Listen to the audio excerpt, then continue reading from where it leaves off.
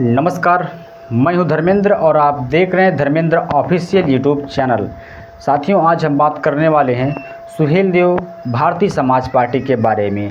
अभी तो 2027 का विधानसभा चुनाव नहीं आया, लेकिन सुहेलदेव भारतीय समाज पार्टी के सुप्रीमो ओम प्रकाश राजभर अभी से सीटों की तैयारियों पे जुट गए हैं। मैं आपको बताता चलूँ कि सुहेलदेव भारतीय समाज पार्टी 2022 के विधानसभा चुनाव में आजमगढ़ में एक भी विधानसभा सीट नहीं लड़ी थी, जबकि आजमगढ़ में 10 विधानसभा सीट हैं और 10 विधानसभा सीट पर 2022 के विधानसभा चुनाव में सुहेलदेव भारतीय समाज पार्टी समाजवादी पार्टी के साथ मिलकर विधानसभा चुनाव लड़ी थी।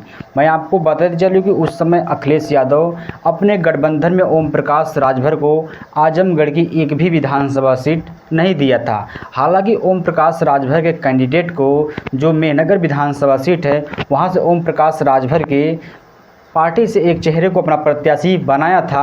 हालांकि वह मेहनगर विधानसभा सीट से जीत भी गई हैं, लेकिन मैं आपको बताते चले कि आजमगढ़ में जब 2027 का विधानसभा चुनाव होगा तो सुहेलदेव भारतीय समाज पार्टी दीदारगंज विधानसभा सीट और आजमगढ़ की अतरौलिया विधानसभा सीट, इन दोनों विधानसभा सीटों पर ओम प्रकाश राजभर की पार्टी लड़ती हुई नज़र आ सकती है। अगर साथियों हम पहले बात कर लें अतरौलिया विधानसभा सीट पे, तो अतरौलिया विधानसभा सीट पर ओम प्रकाश राजभर एक से एक बड़ी जनसभाएं कर रहे हैं। मैं आपको बताते चलूँ कि इस अतरौलिया विधानसभा सीट पर प्रजापति समाज के लोग जीत हार का निर्णायक भूमिका निभाते हैं। इसी के चलते ओम प्रकाश राजभर अब प्रजापति समाज के वोटरों को साधने के लिए आजमगढ़ की अतरौलिया विधानसभा सीट पर जनसभाएं करना शुरू कर दिए हैं।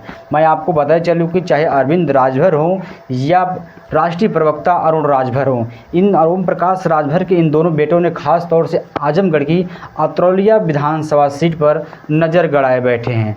हालांकि अभी ओम प्रकाश राजभर अतरौलिया विधानसभा सीट पर डिसाइड नहीं कर पाए हैं कि ओम प्रकाश राजभर के कौन सा प्रत्याशी अतरौलिया विधानसभा सीट पर लड़ेगा।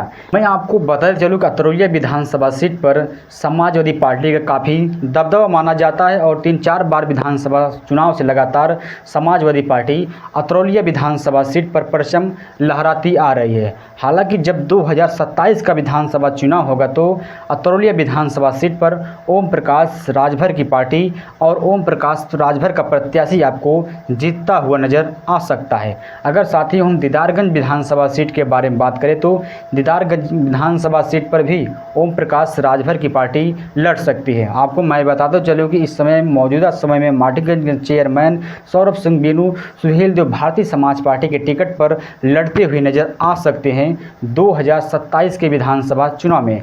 हालांकि दीदारगंज विधानसभा सीट पर मौजूदा समय में कमलाकांत राजभर विधायक हैं और दीदारगंज विधानसभा सीट पर राजभर समाज का काफ़ी जीत हार का निर्णायक भूमिका निभाता है राजभर समाज के लोग।